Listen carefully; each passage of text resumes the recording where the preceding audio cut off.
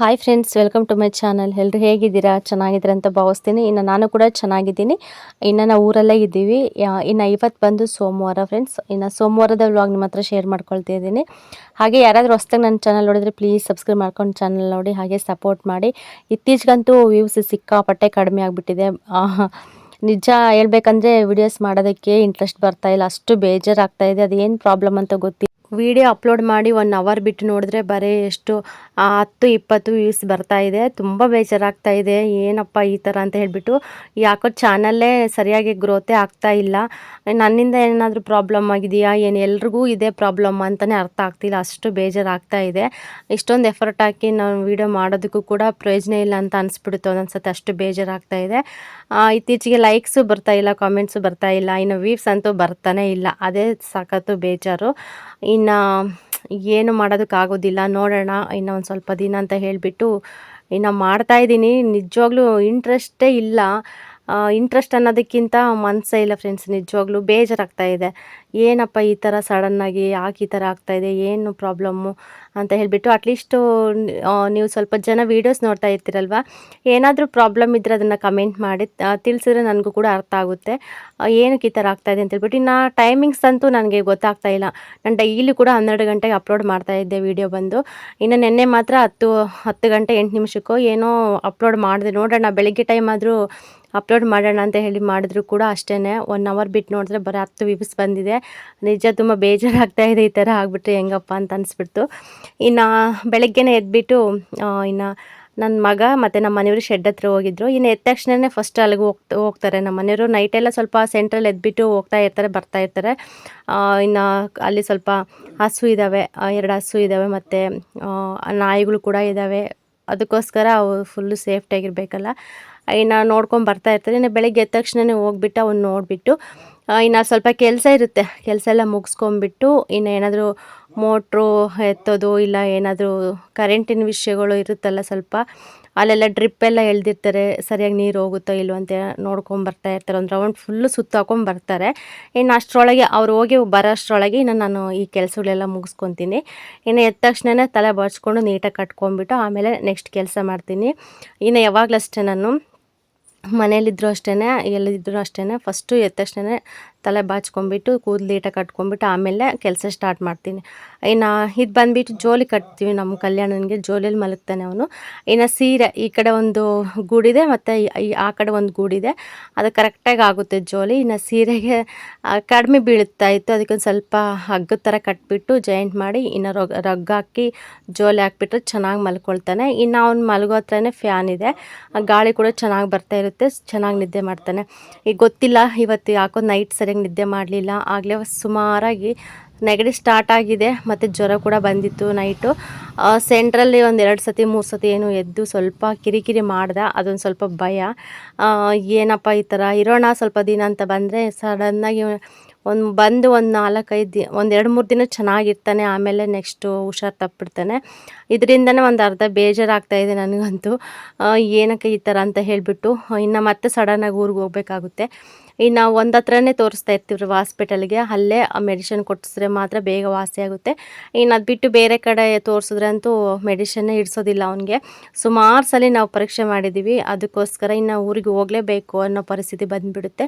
ನೋಡೋಣ ಇವತ್ತು ಇಲ್ಲೇ ತೋರಿಸ್ಬಿಟ್ಟು ಏನಾದರೂ ಟಾನಿಕ್ಕು ಏನಾದರೂ ಇಡಿಸ್ಲಿಲ್ಲ ಅಂತಂದರೆ ಬುಧವಾರ ಹಂಗೆ ಊರಿಗೆ ಹೋಗೋಣ ಅಂತ ಅಂದ್ಕೊಂಡಿದ್ದೀವಿ. ಇನ್ನು ನೈಟು ಊಟ ಮಾಡಿಬಿಟ್ಟು ಬಾಕ್ಸು ಸುಮ್ಮನೆ ತೊಳೆದ್ಬಿಟ್ಟು ಹಂಗೆ ಎತ್ತಿಟ್ಟಿರ್ತೀನಿ. ಇನ್ನು ಬೆಳಿಗ್ಗೆ ಎದ್ದ ತಕ್ಷಣ ನೀಟಾಗಿ ಸೋಪ್ ಹಾಕ್ಬಿಟ್ಟು ಉಜ್ಜಿಬಿಟ್ಟು ತೊಳೆದು ಮನೆಗೆ ತೊಗೊಂಡು ಹೋಗ್ತೀವಿ. ಇನ್ನು ನೈಟ್ ಯಾಕಂದರೆ ಕತ್ಲಾಗಿರುತ್ತೆ, ಕೆಳಗಡೆ ಬಂದು ತೊಳೆಯೋದಕ್ಕಾಗೋದಿಲ್ಲ. ಇನ್ನು ಮೇಲೆ ಸಿಂಕ್ ಇದೆ, ಸಿಂಕ್ ಥರ, ಅದರಲ್ಲೇ ನೀಟಾಗಿ ತೊಳೆದ್ಬಿಟ್ಟು ಹಂಗೆ ಎತ್ತಿಟ್ಟಿರ್ತೀನಿ. ಇನ್ನು ಬೆಳಗ್ಗೆ ಎತ್ಬಿಟ್ಟು ಎಲ್ಲ ನೀಟಾಗಿ ತೊಳ್ಕೊಂಬಿಟ್ಟು ತೊಗೊಂಡೋಗ್ತೀವಿ. ಇಲ್ಲೇ ತೊಳೆದು ತೊಗೊಂಡೋದ್ರೆ ಇನ್ನು ನಮ್ಮ ಮನೆಯವರು ಬಾಕ್ಸು ಮತ್ತು ಹಾಕಿ ಕಳ್ಸೋದಕ್ಕೆ ಅಂದರೆ ಸರಿ ಹೋಗುತ್ತೆ ಅಂತ ಹೇಳಿ ಇನ್ನು ನಾವು ಬಂದಾಗಿಂದ ನಮ್ಮ ಮನೆಯವರು ಮಧ್ಯಾಹ್ನಕ್ಕೆ ಊಟಕ್ಕೆ ಬರ್ತಾರೆ ಮನೆಗೆ. ನಾವು ಇಲ್ಲ ಅಂತಂದರೆ ಇನ್ನು ನಮ್ಮ ಅತ್ತೆ ಹತ್ರ ಬೆಳಗ್ಗೆನ ಬಾಕ್ಸಲ್ಲಿ ಹಾಕ್ಸ್ಕೊಂಡು ಇನ್ನು ಸಂಜೆವರೆಗೂ ಅಲ್ಲೇ ಇರ್ತಾರೆ. ಇನ್ನು ನಾವು ಬಂದಿರೋದ್ರಿಂದ ಮಧ್ಯಾಹ್ನಕ್ಕೆ ಬಾಕ್ಸ್ ಕಟ್ಟೋ ಅವಶ್ಯಕತೆ ಇಲ್ಲ. ಬರ್ತಾರೆ ಒಂದೊಂದು ಸತಿ ಬಂದುಬಿಟ್ಟು ಊಟ ಮಾಡ್ಕೊಂಡು ಹೋಗ್ತಾರೆ, ಇಲ್ಲ ಸಾಯಂಕಾಲನೇ ಒಂದು ಸತಿ ನಮ್ಮನ್ನು ಕರ್ಕೊಂಡು ಹೋಗೋಕ್ಕೆ ಬರ್ತಿರ್ತಾರೆ. ಆ ಥರ ಆಗುತ್ತೆ. ಇನ್ನು ನೀರು ಕೂಡ ಬರ್ತಾಯಿತ್ತು ಚಿಕ್ಕದಾಗಿ, ಸ್ವಲ್ಪ ನೀಟಾಗಿ ಬಿಟ್ಕೊಂಡ್ಬಿಟ್ಟು ಎಲ್ಲ ತೊಳಿತಾ ಇದ್ದೀನಿ. ಈ ಥರ ಇಷ್ಟು ಕೆಲಸ ಇದ್ದೇ ಇರುತ್ತೆ. ಇದೆಲ್ಲ ಮುಗಿಸ್ಕೊಂಡ್ಬಿಟ್ಟು ನಾವು ಮನೆಗೆ ಹೋಗಬೇಕಾಗುತ್ತೆ. ಇಲ್ಲ ಒಂದೊಂದು ದಿನ ಇನ್ನೂ ಸ್ವಲ್ಪ ಲೇಟ್ ಆಗುತ್ತೆ. ಈಗ ನಮ್ಮ ಗುಂಡ ಎದ್ದೋಳಿಲ್ಲ ಅಂದರೆ ಅವನಿಗೋಸ್ಕರ ವೆಯ್ಟ್ ಮಾಡ್ತೀವಿ. ಅವ್ನು ಎದ್ದೇಳೋಷ್ಟೊತ್ತಿಗೆ ಎಲ್ಲ ಕೆಲಸ ಮುಗಿಸ್ಕೊಂಡಿರ್ತೀವಿ. ಇಲ್ಲ ಅವ್ನು ಸ್ವಲ್ಪ ಬೇಗ ಎದ್ದ ಅಂದರೂ ಕೂಡ ಇನ್ನು ನಮ್ಮ ಮನೆಯವ್ರು ಸ್ವಲ್ಪ ಕೆಲಸ ಮುಗಿಸ್ಕೊಬರೋಷ್ಟೊತ್ತಿಗೆ ಇನ್ನು ನಮ್ಮ ಕೆಲಸಗಳೆಲ್ಲ ಮಾಡ್ಕೊಂಬಿಟ್ಟು ಇನ್ನು ನಾವು ಹೊರಡ್ತೀವಿ.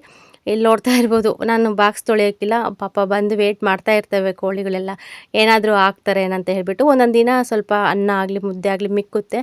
ಅದು ಮಿಕ್ಕಿದ ತಕ್ಷಣ ಇನ್ನು ಬೆಳಿಗ್ಗೆ ಎದ್ದ ತಕ್ಷಣ ಕೋಳಿಗಳಿಗೆ ನಾವು ಹಾಕೋದು, ನೈಟ್ ಎತ್ತಿಟ್ಟಿರ್ತೀವಿ. ಇಲ್ಲ ಒಂದೊಂದು ದಿನ ಅದಕ್ಕೆ ಸ್ವಲ್ಪ ಜಾಸ್ತಿ ಮಿಕ್ತು ಅಂದರೆ ಇನ್ನು ನಾಯಿಗಳಿದ್ದಾವೆ ಶೆಡ್ಡಲ್ಲಿ, ನಾಯಿಗಳಿಗೆ ಹಾಕ್ತೀವಿ. ನಾಯಿಗಳಿಗೂ ಕೂಡ ಅಷ್ಟೇ ಸಪ್ರೇಟಾಗಿ ಅನ್ನ ಮಾಡಿ ಹಾಕ್ತಾರೆ ನಮ್ಮ ಮನೆಯವರು ಡೈಲಿ ಅಷ್ಟೇ. ಅದ್ರ ಜೊತೆಗೆ ಏನೋ ಸ್ವಲ್ಪ ಸಾಂಬಾರು ಅದು ಇದು ಮಿಕ್ಕಿದ್ರೆ ಮತ್ತು ಅನ್ನ ಸಾಂಬಾರು ಕಲಿಸ್ಬಿಟ್ಟು ಅವಕ್ಕೆ ಹಾಕ್ತಾರೆ. ಪಾಪ ನೈಟೆಲ್ಲ ಎಷ್ಟು ನಿಯತ್ತಾಗಿರುತ್ತೆ ಗೊತ್ತಾ ನಾಯಿ. ಏನೊಂದು ಸ್ವಲ್ಪ ಸೌಂಡ್ ಬರೋಂಗಿಲ್ಲ, ಸ್ವಲ್ಪ ಇದು ಮಾಡೋಂಗಿಲ್ಲ, ಸುಮ್ಮನೆ ಬೊಗಳಿದ್ದೆ ಹೋಗ್ಬಿಟ್ಟು ಬ್ಯಾಟ್ರಿ ಹಾಕಿ ನೋಡಿ ಬರೋವರೆಗೂ ಅವು ಬಗಳ್ತಾನೇ ಇರ್ತವೆ. ಅಷ್ಟು ನೀಟಾಗಿ ಆ ತೋಟನ ಕಾಯ್ತಾ ಇರ್ತವೆ. ನಿಜವಾಗ್ಲೂ ಭಾಳ ಇದು. ಅವು ಇಲ್ಲಾಂದಿದ್ರೆ ತುಂಬ ಕಷ್ಟ ಆಗೋದು. ಮನುಷ್ಯರಿಗಿಂತ ಪ್ರಾಣಿಗಳೇ ಇದೆ ಅಂತಾರಲ್ಲ, ಅಷ್ಟು ನಿಯತ್ತಾಗಿ ಅವು ನೈಟೆಲ್ಲ ನಿದ್ದೆ ಕಟ್ಕೊಂಡು ಇರ್ತವೆ. ಅದಕ್ಕೋಸ್ಕರ ಅವನು ಅಷ್ಟೇ ಅಲ್ವಾ, ನಾವು ಚೆನ್ನಾಗಿ ನೋಡ್ಕೋಬೇಕಲ್ಲ ಅದಕ್ಕೆ. ಇನ್ನು ತುಂಬ ನಾಯಿಗಳಿದ್ದು ಸ್ಟಾರ್ಟಿಂಗಲ್ಲಿ, ಇವಾಗ ಎರಡಿದೆ ಅಷ್ಟೇ. ಇನ್ನು ಈ ಕಡೆ ಸ್ವಲ್ಪ ಚಿರತೆ ಕಾಟ ಅಂತ ಹೇಳ್ತಾ ಇದ್ದಾರೆ. ಮರಿಗಳಾಗಲಿ ಸ್ವಲ್ಪ ದೊಡ್ಡ ದೊಡ್ಡ ನಾಯಿಗಳಾದರೆ ಸಿಕ್ಕರೆ ಸಾಕು ಎಳ್ಕೊಂಡು ಹೋಗ್ಬಿಡ್ತವೆ. ಇನ್ನು ಬೆಳಗ್ಗೆ ಟೈಮ್ ಅಂತೂ ಅದ್ರ ಪ್ರಾಬ್ಲಮ್ ಏನಿಲ್ಲ ಸದ್ಯ. ನೈಟ್ ಅಂತೂ ಓಡಾಡ್ತಿರ್ತವೆ ಅಂತ ಹೇಳ್ತಾ ಇರ್ತಾರೆ. ಈ ಕಡೆ ಬಂದು ಹಂದಿ ಕಾಟ ಜಾಸ್ತಿ, ಕರಡಿ ಕಾಟ ಮತ್ತು ಚಿರತೆ ಕೂಡ ಇದೆ ಫ್ರೆಂಡ್ಸ್. ಈ ಸುಮಾರು ಜನ ನಮ್ಮ ಚಿಕ್ಕಪ್ಪನೇ ಹೇಳ್ತಾ ಇರ್ತಾರೆ ಒಂದೊಂದು ಸತಿ, ಊರು ಆಚೆ ಬಂದಿತ್ತು ಅಂತೇಳ್ಬಿಟ್ಟು. ಊರು ಹತ್ತತ್ರ ಬರ್ತಾ ಇರ್ತವೆ. ಬಂದರೂ ಕೂಡ ಇನ್ನು ಏನಾದರೂ ಕುರಿ ಮರಿಗಳು, ಮೇಕೆಗಳು ಇಲ್ಲ ಈ ಥರ ನಾಯಿಗಳು ಏನಾದರೂ ಇದ್ದರೆ ಅವುಗಳ ಇದು ಮಾಡ್ಕೊಂಡು ಹೋಗ್ಬಿಡ್ತವೆ. ಅದೇ ಒಂದು ಸ್ವಲ್ಪ ಭಯ.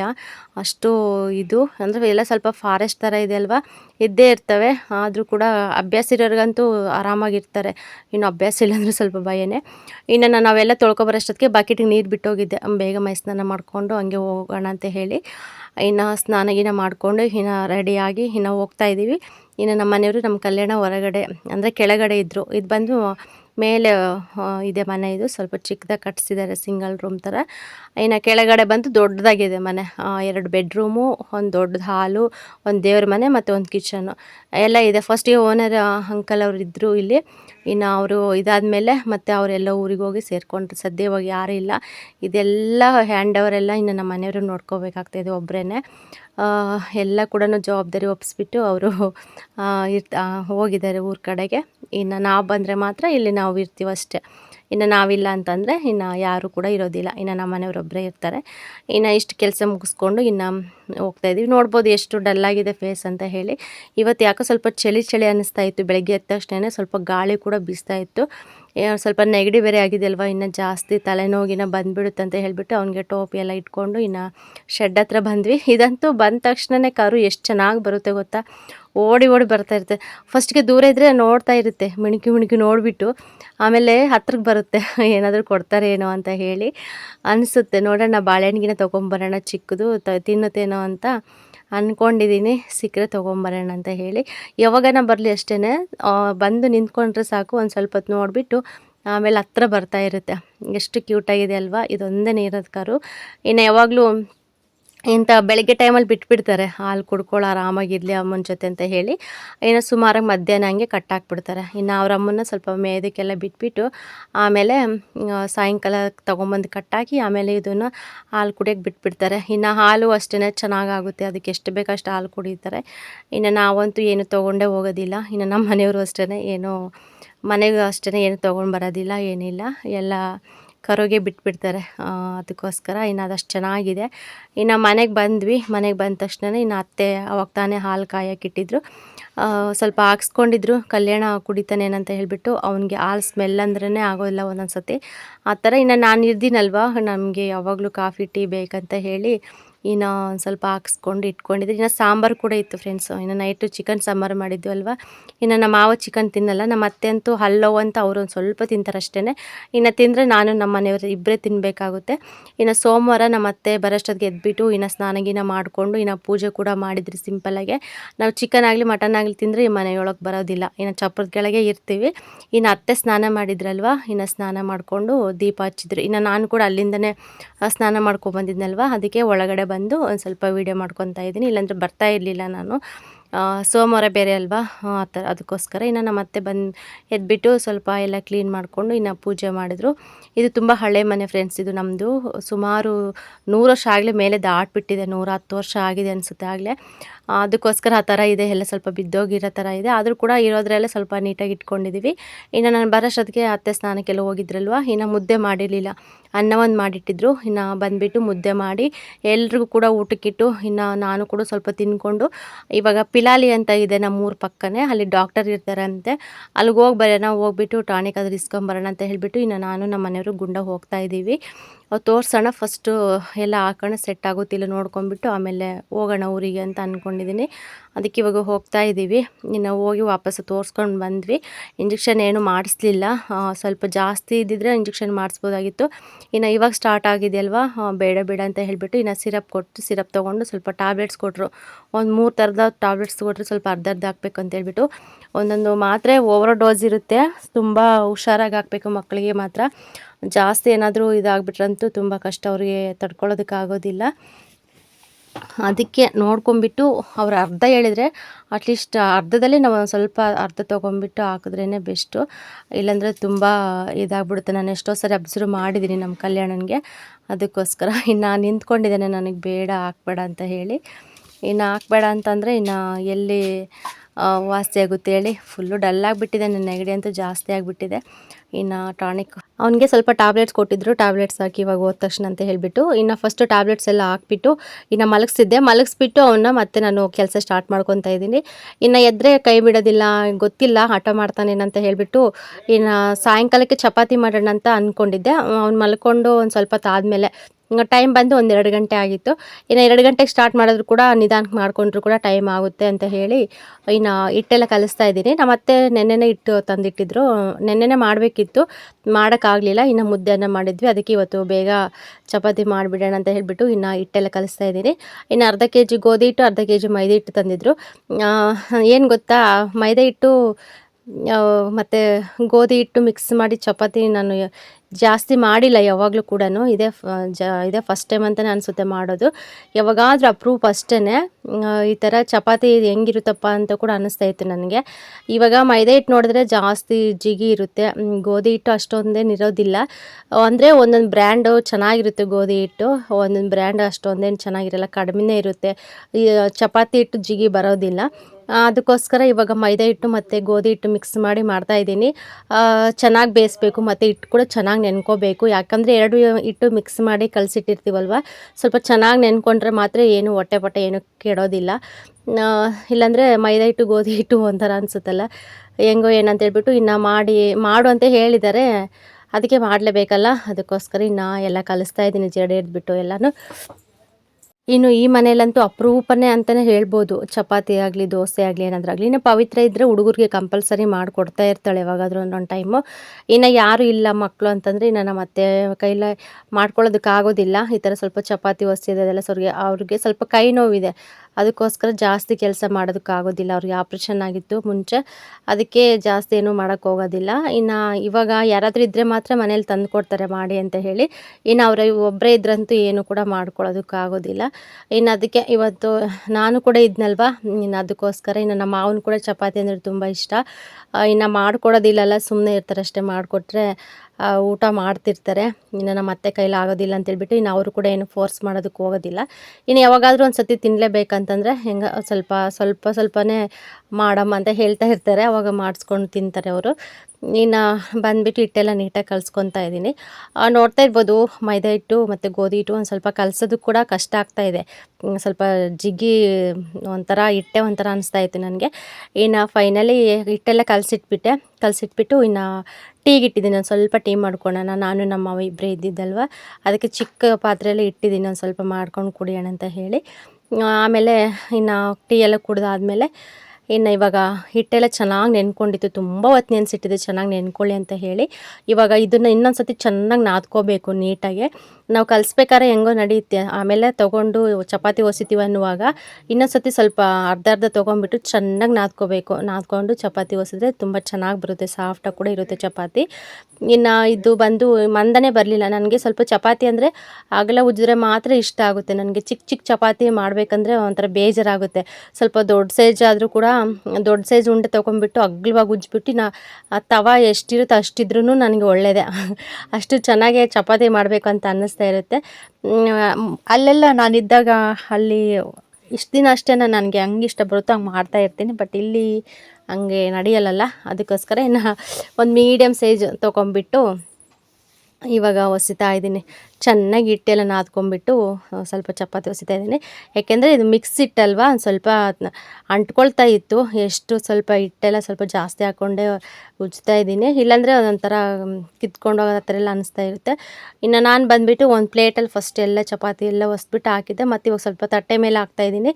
ಯಾಕೆಂದರೆ ಎಲ್ಲ ಕೂಡ ಒಂದ್ರ ಮೇಲೆ ಒಂದು ಹಾಕ್ಬಿಟ್ರಂತೂ ಫುಲ್ಲು ಸುಡಬೇಕಾದ್ರಂತೂ ತುಂಬ ಕಷ್ಟ, ಬೇಗನೆ ಬರೋದಿಲ್ಲ.